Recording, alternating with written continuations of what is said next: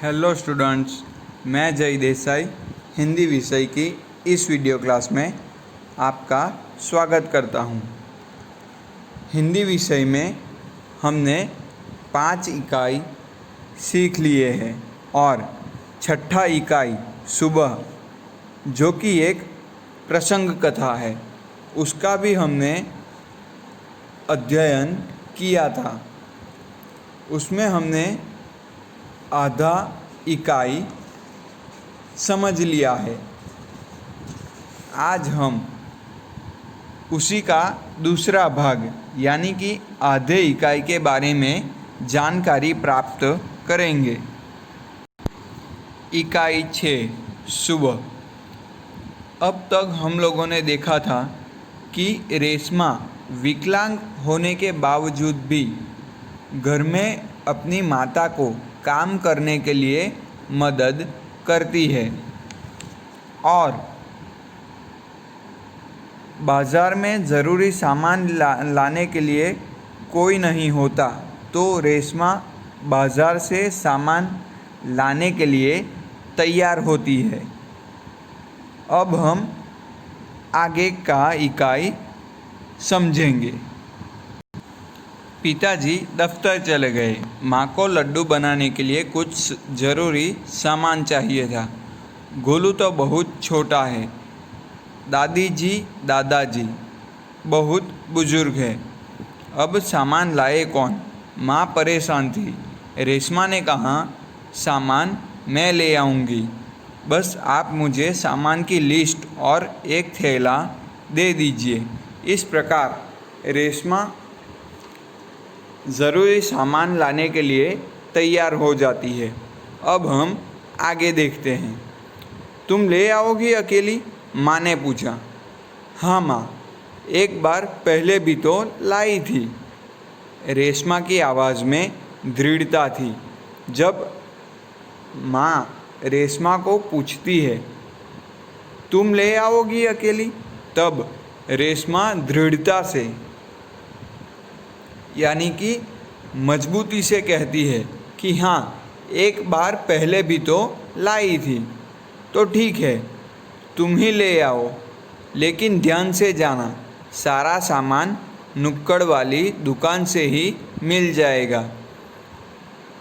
माँ भी रेशमा को सामान लाने के लिए भेजती है और कहती है कि सारा सामान नुक्कड़ वाली गली से दुकान से मिल जाएगा। थोड़ी देर बाद रेशमा सारा सामान लेकर लौटी। उसने गोलू को आवाज़ दी, गोलू, ये लो तुम्हारे लिए टॉफ़ी लाई हूँ। थोड़ी देर बाद रेशमा सामान लेकर लौट आती है और वह अपने छोटे भाई गोलू के लिए टॉफ़ी यानी कि चॉकलेट लाती है। गोलू टॉफ़ी पाकर खुशी से उछलने लगा। कुछ ही दिन बीते थे। एक दिन शाम को रेशमा घर दियों के झिलमिल प्रकाश से जगमगाने लगा। पूरा मोहल्ला जगमगा रहा था। रेशमा सामान लाती है और गोलू के लिए टॉफ़ी भी लाती है। टॉफ़ी देखकर यानी कि चॉकलेट देखकर गोलू खुशी से उछलने लगता है और इस घटना को कुछ ही दिन बीते थे। एक दिन शाम को रेशमा का घर दियों के झिलमिल से प्रकाश से जगमगाने लगा था। पूरा मोहल्ला जगमगा रहा था। हमें पता है कि दिवाली का त्यौहार आने से हमारे घर और मोहल्ले में दिए जलाए जाते हैं और उसकी रोशनी से हमारा घर जगमगाने लगता है। उसी प्रकार यहाँ पर रेशमा का मोहल्ला और घर जगमगाने लगा था। जहाँ रोशनी ही रोशनी थी, क्या ज़मीन क्या आसमान। दादी जी ने बताया कि दिवाली अंधेरे पर उजाले की जीत का त्यौहार है। बुराई पर अच्छाई और असत्य पर सत्य की सदा जीत होती है। रेशमा की दादी दिवाली के त्यौहार की कुछ महत्व बताती है और कहती है कि दीपावली अंधेरे पर उजाले का जीत का त्यौहार है। बुराई पर अच्छाई की जीत और असत्य की सत्य पर जीत होती है। तो यह दीपावली उसी का त्यौहार है। इस दिन रावण को पराजित कर राम अयोध्या लौटे थे।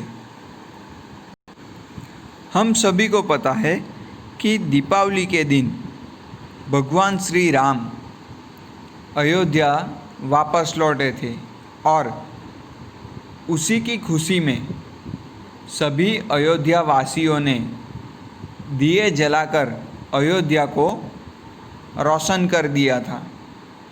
तब से लेकर आज तक उस दिन से दीपावली का त्यौहार मनाया जाता है और सभी के घरों में दिए जलाए जाते हैं। तो यह सब महत्व दादी जी रेशमा को सुनाती है। रेशमा और गोलू बड़े ध्यान से दादी जी की बातें सुन रहे थे। कुछ देर बाद सबने मिलकर पूजा की और प्रसाद खाया। गोलू अपने दोस्तों के साथ पटाखे छुड़ाने में मग्न हो गया। मग्न हो जाना यानी व्यस्त हो जाना। रेशमा अपनी दादा दादी को साथ फुलझड़ियाँ जला रही थी। इतने में रेशमा ने क्या देखा कि गोलू ने जिस पटाखे को बुझा हुआ समझकर छोड़ दिया था उसमें से चिंगारियाँ निकलने लगी है। जब दादी जी ने दीपावली का महत्व सुना दिया उसके कुछ देर बाद सभी ने मिलकर पूजा की और गोलू अपने दोस्तों के साथ पटाखे छुड़ाने में यानी कि पटाखे जलाने में मग्न हो गया। रेशमा भी अपने दादा दादी के साथ फुलझड़ियाँ जला रही थी। इतने में रेशमा देखती है कि गोलू जिस पटाखे को बुझा हुआ समझकर छोड़ देता है उसमें से फिर से चिंगारी निकलने लगती है। गोलू की पीठ पटाखे की तरफ थी। रेशमा चिल्लाई, गोलू गोलू बचो, तुम्हारे पीछे पटाखा है। जो पटाखा जल रहा था वह गोलू को पता नहीं था, इसीलिए रेशमा उसे देखकर चिल्लाती है कि गोलू गोलू बचो, तुम्हारे पीछे पटाखा है और उस पटाखे से अपनी जान बचाओ। पटाखों के शोर में रेशमा की आवाज़ दब गई। पटाखे की आवाज़ में और शोर में गोलू को रेशमा की आवाज़ सुनाई नहीं देती है और रेशमा की आवाज़ दब जाती है। बाकी लोग कुछ समझ पाते सबसे पहले रेशमा जल्दी जल्दी कुर्सी को धकेलती गोलू के पास जा पहुंची। उसने गोलू को जोर से आगे निकल गई। रेशमा गोलू को बचाने के लिए जल्दी जल्दी से अपनी कुर्सी को धक्का देती है और गोलू के पास पहुंच जाती है और गोलू को जोर से धक्का दे देती है और खुद भी उस पटाखे से आगे निकल जाती है। धड़ाम जोर से धमाका हुआ। रेशमा की फुर्ती ने गोलू को जलने से बचा लिया। पटाखा जोर से फूटा, इसीलिए धड़ाम से आवाज़ आई और ज़ोर से धमाका हुआ। रेशमा की स्फूर्ति के कारण गोलू जलने से बच गया। गोलू को कुछ समझ न आया कि उसे धक्का किसने दिया और क्यों। गोलू कुछ भी समझ नहीं पाया, उसे किसने धक्का दिया और क्यों धक्का दिया। धमाके की आवाज़ सुनकर माँ पिताजी भी बाहर दौड़े। पटाखे की आवाज़ सुनकर माँ और पिताजी भी बाहर दौड़ जाते हैं। कुर्सी रेशमा के ऊपर थी और रेशमा नीचे, यानी कि रेशमा कुर्सी पर से गिर गई थी और कुर्सी रेशमा के ऊपर थी। पिताजी ने कुर्सी सीधी की और रेशमा को उस पर बैठा दिया। माँ भयभीत थी, बोली, कहीं चोट तो नहीं लगी रेशु?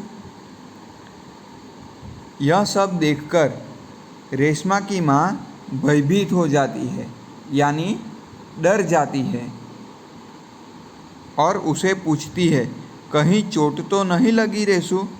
रेशमा ने उन्हें सारी बात बताई। सबने रेशमा की पीठ थपथपाई। पीठ थपथपाना यानी शाबाशी देना। रेशमा सारी बात बताती है और सारी घटना की जानकारी देती है। यह सब सुनकर सबने रेशमा को शाबाशी दी। गोलू रेशमा के पास जाकर नाटकीय ढंग से बोला, दीदी, आज तो आपने मेरी जान बचा ली। आपका यह धमाकेदार धक्का मुझे हमेशा याद रहेगा। सभी लोग खिलखिलाकर हंस पड़े। रेशमा की शारीरिक कमी उसके इरादों में कभी बाधा नहीं बनी। बाधा यानी रुकावट, यानी कि रेशमा विकलांग होने के बावजूद भी उसके इरादे दृढ़ होने की वजह से उसकी विकलांगता उसके इरादों में कभी भी रुकावट नहीं बन सकी। वह आज भी उतनी जिंदादिली और परिश्रम से अपना जीवन जी रही है। जिंदादिली यानी खुश मिजाजी और परिश्रम यानी मेहनत। तो आज भी रेशमा खुश मिजाजी रहकर अपना जीवन जी रही है। उसकी हर सुबह नई सुबह होती है। वह हर सुबह अपने काम में नए इरादे से जुट जाती है। इसी प्रकार रेशमा अपनी सूझबूझ से अपने छोटे भाई गोलू की जान बचाती है और हिम्मत से काम लेती है। इसी प्रकार से इस इकाई में हमें रेशमा की सूझबूझ और साहस का पता चलता है और विकलांग होने से उसके इरादों में कभी बाधा नहीं आई, यह भी बात हमें इस इकाई में बताई गई है। तो यह इकाई हमारा पूर्ण होता है। आशा करता हूँ कि आप सभी को यह इकाई समझ में आया होगा। धन्यवाद।